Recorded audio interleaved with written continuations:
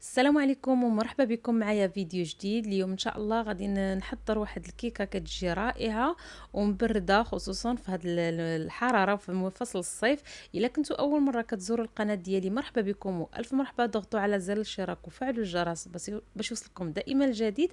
بالنسبه للمكونات هذا الكيك، هذا كالطبقه الاولى غادي نحتاج ليه نديروا شويه ديال الملحه، 4 ديال البيضات بدرجه حراره المطبخ،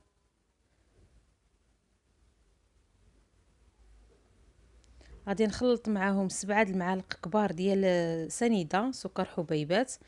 7 المعالق يكونوا عامرين مزيان.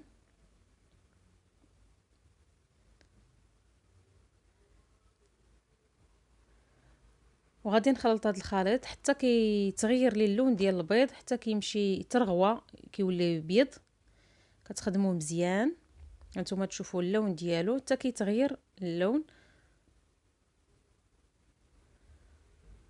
كيولي على هذا الشكل هذا مرغوي.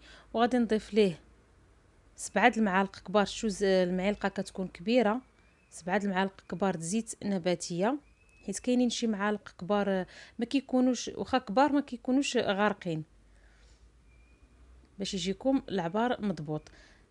كما قلت لكم 7 المعالق ديال الكبار الزيت، وغادي ندير 7 المعالق كبار ديال الحليب، و4 المعالق كبار ديال القهوه ديال مقطره، و3 المعالق كبار ديال الكاكاو مسوس. نفس المعلقه كتعبروا بها نفس العبارات. والمعلقه كما كتشوفوها كنعمرها، ما كتجيش كتكون المعلقه عامره. نفس القياس ديال الدقيق، كيكونوا 6 المعالق الكبار عامرين مزيان، وجوج ساشي ديال خميره الحلويات. صافي غادي نغربل الكاكاو مع خميره ديال الحلوه. بالنسبه للدقيق غربلته من قبل باش كنحيد هاد الكويرات هادو ما كيبقاوش. عندي 6 المعالق ديال الدقيق، ونخلط هاد العناصر كامله. بالنسبه للخليط ما كيكونش ثقيل، كيكون القوام ديالو خفيف. دابا تشوفوا ملي كون كنكبها كتشوفوا الخليط ما كيجيش ثقيل بزاف عاقد. بالنسبه للفران شعلت له من قبل كما كطيبوا الكيكات ديالكم. شعلت له انا طيبتها في البو ديال البوطه ديال الغاز. عندي الاناء هنا غادي نطيبها في المول ديال الزاج، دهنتو غير بالزيت. وإلا كنتو طيبوها في اي اناء كما كنديروا الكيك، اما الزبده والدقيق ولا الزيت والدقيق باش ما كتلصق لكمش. هانتوما كتشوفوا القوام ديالها كتجي خفيفه، ما كتجيش عاقده بزاف. بالنسبه للمعلقه كما كنأكد عليها، ماشي كتكون كبيره وغارقه، باش يجيكم العبارات يجيكم مضبوطين. صافي غادي ندخلها للفران حتى كطيب مزيان. نمشي نحضر الكريمه باش تاخد، باش تبرد مزيان. الكريمه الطبقه الثانيه عندي 4 ديال الحليب يكون بارد مزيان، وساشي ديال كريم شونتيي حتى هو كنديرو في الثلاجه حتى هو كيبرد. عندي 2 معالق سكر كلاصي ولكم الاختيار، وجوج معالق صغار ديال قهوه سريعه الذوبان باش كتعطيني داك النكهه ديال القهوه الا كنتم محبين القهوه. صافي غادي نخلط حتى كتعقد لي الكريمه مزيان. نطلع الكريمه ومن بعد غادي نديرها في الثلاجه حتى كتبرد مزيان. ضروري تخدموها وتخليوها تاخد حقها في البروده باش ما تنزل لكمش. صافي وغادي ندخلها الثلاجه. من بعد ما خرجت الحلوه كندير لها ثقوب، وغادي نسقيها بكاس ديال الحليب بارد. بالنسبه للكيك كيكون سخون، كنسقيها حتى كتشرب داك الحليب مزيان، وكنخليوها حتى كتبرد ما كتبقاش سخونه.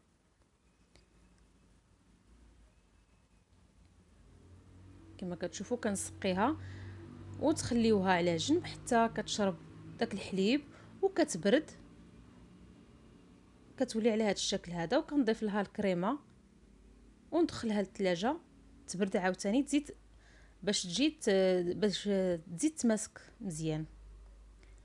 صافي كنحاول نقاد الكريمه ونقاد لها الوجه ديالها باش نحضر الطبقه الثالثه. صافي كما كتشوفوا غادي ندخلها للثلاجه تبرد ونمشي نحضر الطبقه الاخيره ديال الشكلاط.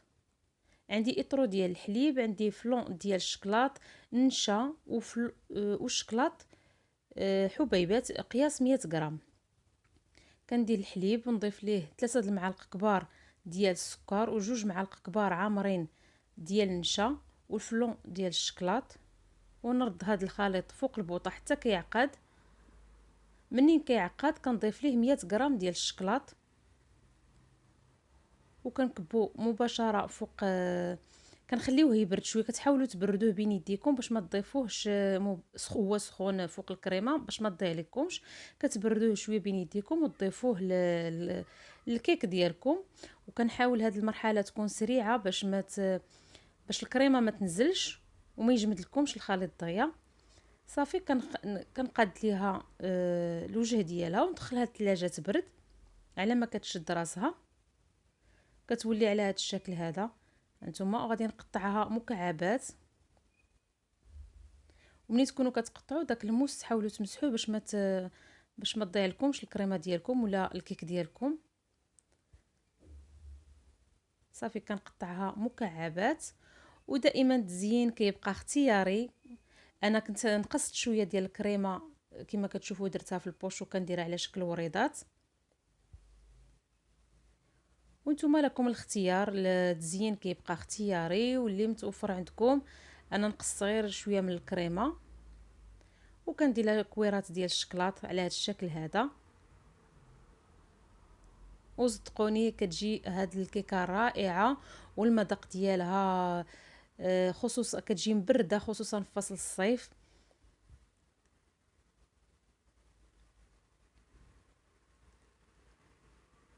هانتوما الشكل ديالها غادي تشوفوا.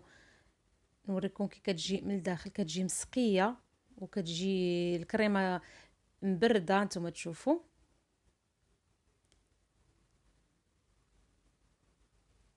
وإلا عجبتكم هاد الوصفه شاركوها مع الاصدقاء ديالكم والاحباب ديالكم. هانتوما تشوفوا كي كتجي. نتمنى الفيديو ديال اليوم ينال الاعجاب ديالكم وما تبخلوش عليا بالتعاليق ديالكم والاشتراكات ديالكم والانتقادات ديالكم حتى هي مرحبا بها. نتمنى الوصفه ديال اليوم تجربوها وتنال اعجاب وليداتكم. الى وصفه اخرى ان شاء الله. الى اللقاء. نتمنى تجربوها وتردوا عليا في التعاليق. الى اللقاء.